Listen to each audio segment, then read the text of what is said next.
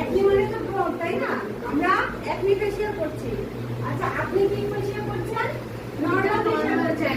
ওনার হচ্ছে skin normal, না? এজন্য আপনি আমাকে নরমাল ফেসিয়াল করছেন। গুড। আপনারা কি দেখতে পাচ্ছেন সবাই? আপনারা বুঝতেছেন? দেখা যাচ্ছে প্রপার ভাবে? ওকে। বুঝতে কোনো সমস্যা হচ্ছে না তো? ওকে। আপনাদের সামনে এটা কি দেওয়া আছে? এটা কি?